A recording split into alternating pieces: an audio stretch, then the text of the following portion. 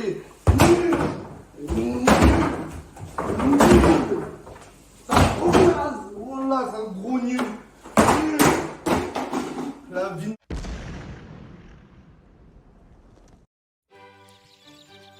guys, welcome to the channel and thank you for watching my player ratings / talking point. So much to discuss and let's go. Point number 1, sack Todd Boehly. Yeah, from the board. I completely understand why he took the post of director of football, because a lot of mess happened in that Chelsea team under Marina Granovkaia. A lot of money, big contract given to people who don't deserve it, and he wanted just to end it immediately. I completely understand and respect that. And he didn't have time to rush and get anybody on the pitch, so he improvised himself as a director of football, and he trusted his manager, Thomas Tuchel, to get the players that he wanted in the first window under Todd Boehly. And what happened is the same mistakes that Marina Granovkaia was making for years are the same mistakes that Todd Boehly made by giving people ridiculous contract. Koulibaly 5 years, almost 32 years old.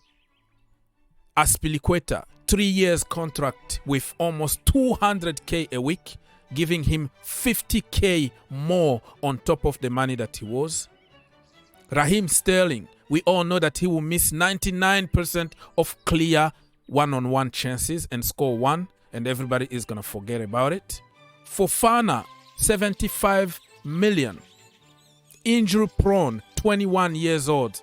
He might become world class one day, but why can't we just develop our own kid? For example, Levi Colwill.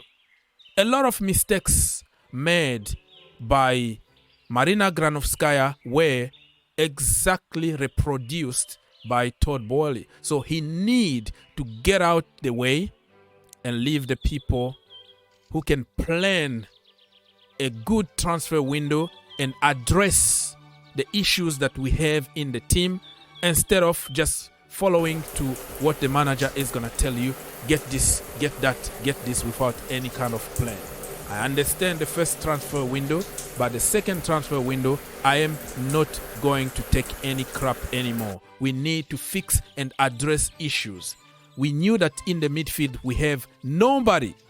It's just empty there. Nobody is there. It's just like playing 11 against 9, because we have nobody that protect us in the defense when N'Golo Kante is not there. But we refused to address the situation, but we're going to blame certain players that we don't like just to deflect the attention away from the real problem, which is in the midfield.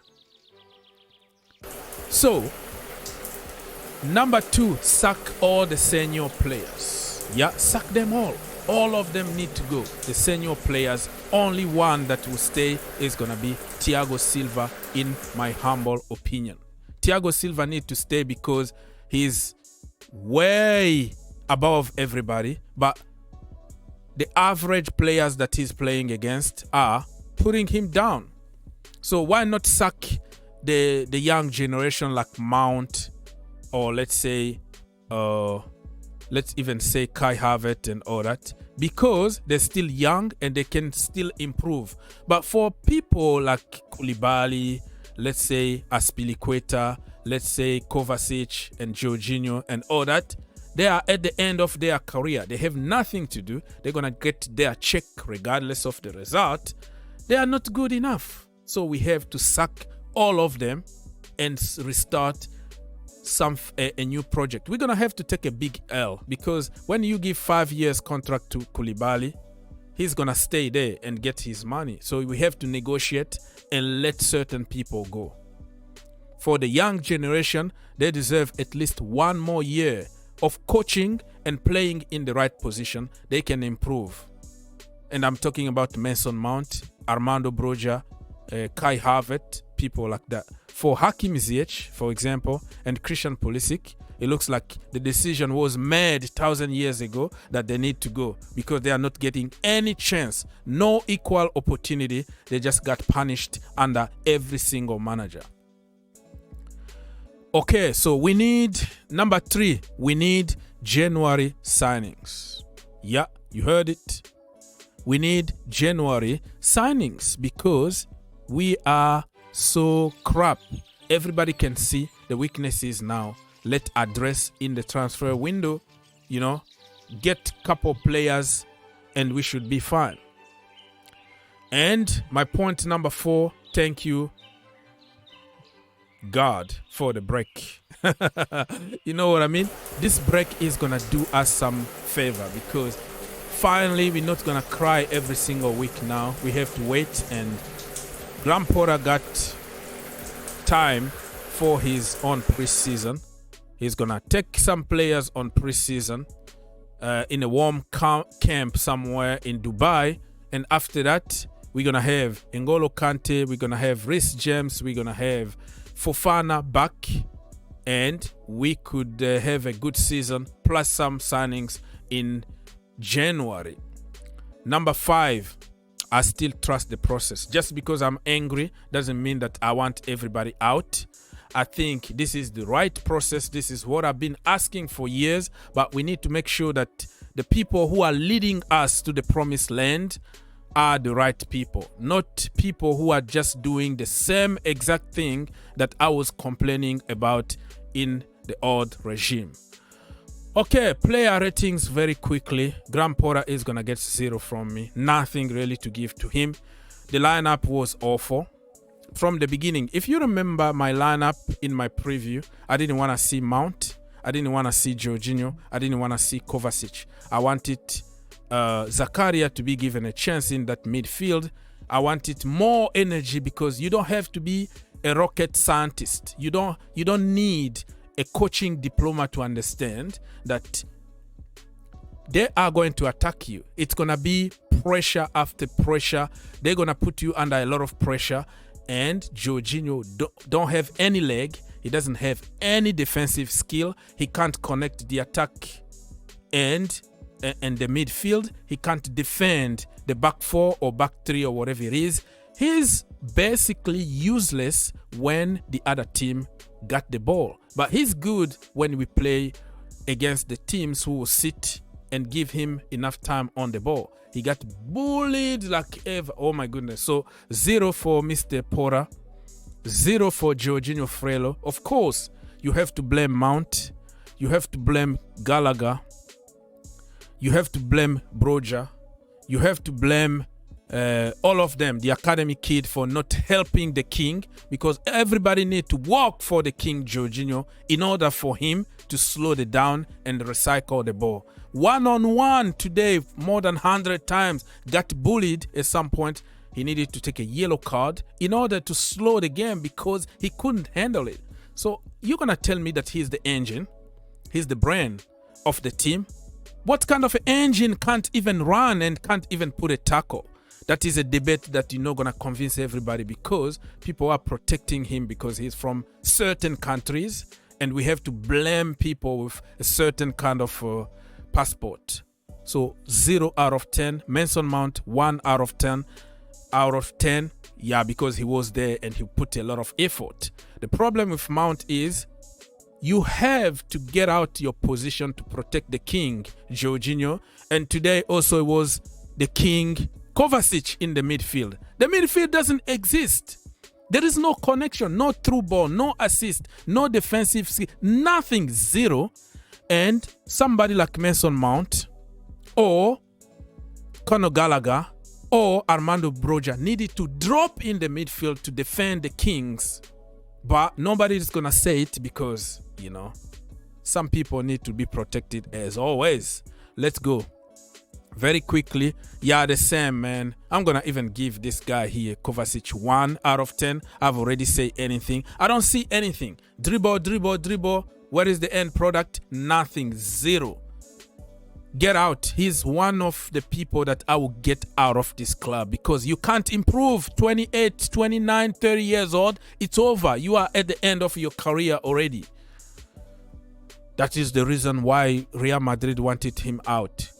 Aspilicueta, oh my goodness. Joe Willock, have a joy from that side. Completely destroyed by, 2 out of 10. Cucurella, 2 out of 10. I'm not going to waste my time explaining, but it's the same. I'm going to be repeating the same thing over and over again and make this video like 2 hours.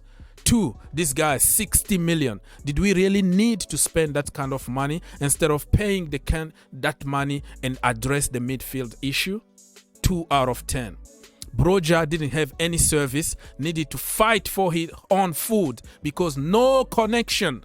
You have to protect the King Jorginho and the King Kova in the midfield. So everybody around looked average because you have to do other jobs before you go back and do your own job. Come on, common sense. Simple common sense. Let's go. Koulibaly. Yeah, it wasn't that bad, but traditional kind of fouls. He's gonna get caught out of position or all. 4 out of 10. Kai Havertz, when he came on, I didn't see anything, so I'm gonna give him 4 out of 10. Chalobah in the defense was good or okay or whatever you want, but we conceded a goal. But he was one of the few people that were solid. I am giving Pulisic and Hakim Ziyech 6 out of 10. They didn't do much, but when you are coming from the bench and you are so frustrated, I wanted them to start the game. I put them in the starting 11, and guess what? The manager decided to snub them, even though Raheem Sterling was faking illness, so he doesn't play for us until the World Cup. So he faked the illness, and we didn't play him. Thank you, Jesus, because I didn't want to see him anyways. But he faked it. And then instead of putting somebody like Pulisic, you're going to put Mount and you're going to put other people. Not fair at all. So Pulisic is going to get 6 out of 10. And Ziyech. Gallagher also, he had one of the few shot on target that we had. Well, he didn't connect very good. He went straight to the goalkeeper. But he was fighting everywhere to protect the Kings in the midfield and get the blame at the end when we don't win. Because what happened is, if we won this game today, it was going to be Jorginho masterclass. Look at Jorginho. You can't win any game of football without Jorginho. You lose the game when Jorginho is there. Oh no, it's everybody's fault. Nobody did their jobs. That's why Jorginho did. Bro, I'm sick and tired of this guy. Let's go. The Duamendi, 6 out of 10, had some saves here, conceded a goal. Awful playing from the back, but we all know what we can get from Mendy. Thiago Silva, chin up, brother, chin up. You don't deserve even to play with those bunch of average players. 8 out of 10.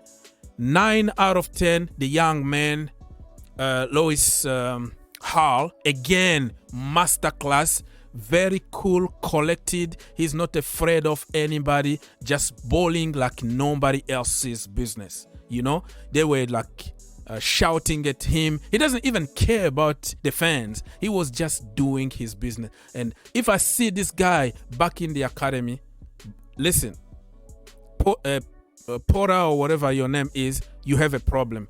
Give this guy the shirt, the proper number shirt in the first team, and I don't want to hear anything else.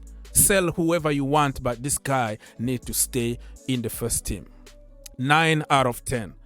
Another 9 out of 10 is Ruben. I know you're going to kill me for that, but listen, he got injured in like a 7th minute. So everybody that got injured on the pitch, for me, I consider you as a soldier who died on the pitch, on the field of battle to protect me. So him giving some effort and getting injured, this is for me to encourage him by giving him 9 out of 10. Not necessarily what he did on the pitch, but because of the circumstance. Does that make sense to anybody?